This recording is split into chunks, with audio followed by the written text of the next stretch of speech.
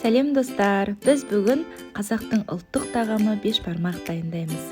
Менің каналыма қош келдіңіздер. Каналыма тіркеліп, лайк басып, комментарий қалдыруды ұмытпаңыздар. Ең алдымен бізге ет қажет.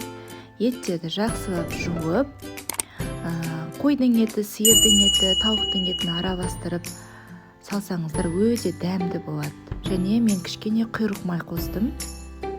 Осылай еттеріміздің бәрін кастрөлге жақсылап салып аламыз. Және үстінен су құямыз. Міндетті түрде етіміз суға батып тұру қажет, достар. Достар, етіміз қайнап жатқан уақытта біз қамыр дайындаймыз. Қамыр дайындау үшін бізге 1 стакан жылы су, татымына қарай тұз және 1 жұмыртқа қажет. Жұмыртқаны салсақ, қамырымыз езілмей әдем болып түседі. Не бәрін осылай салып, жақсылап араластырып аламыз. Және бір үлкен кесе ұн қосамыз. Қамырды тым жұмсақ, тым қатты етпей әдемілеп илейміз. Қамырды ертерек жасап қойсақ, июі қанып, бізге оңай әрі тез жайылатын болады. Солай жақсылап бәрін араластырып илеп, қойамыз. Қамырымызды илеп болған соң, біздің етіміз де пісіп қалады. Сол уақытта жақсылап көбігін бәрін алып, баяу отта қайнатамыз. 1 сағат өткен соң біз картошкамызды және сәбізімізді салып қайнатып алу қажет. Достар, 1 сағат қана пісіреміз, өйткені езіліп кетеді. Осы уақыт аралығында біз қамырымызды жаямыз, достар. Осылай екіге бөлеміз қамырымызды. Суала етіп, өзімізге ыңғайлап пішіндеп аламыз. Қамыр 1 сағат немесе 2 сағат иленіп тұрса, өте оңай жайылады, яғни июі қанып, жайылуы тез болады. Қамырды жайған кезде қатты күш салмаймыз. Оқтауды жеңіл етіп, осылай қимылдармен қамырымызды жайып аламыз. Одан кейін, достар, біз тұздық дайындаймыз. Бір үлкен пиязды турап, осылай кішкене сорпа және томат пастасын қосамыз.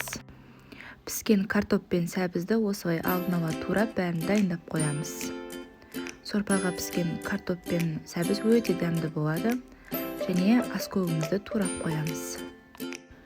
Жалпы еттің 2,5-3 сағат қайнағаны жеткілікті. Ет піскен соң осылай сүзіп аламыз. Одан кейін жақсылап қамырымызды саламыз. Қамыр 3-5 минут аралығында дайын болады, достар. Қарап тұрамыз. Одан кейін 1 стакан су құйып, қамырымызды сүзгішпен сүзіп аламыз.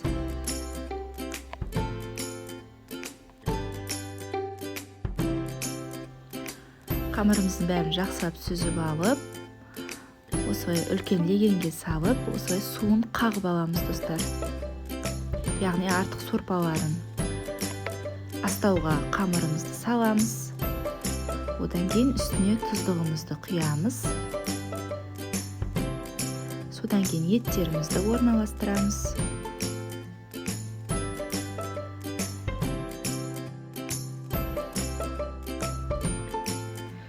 Еттерімізді орналастырып болғаннан кейін картоп және сәбіздерімізді осылай шетіне әдемі етіп қоямыз.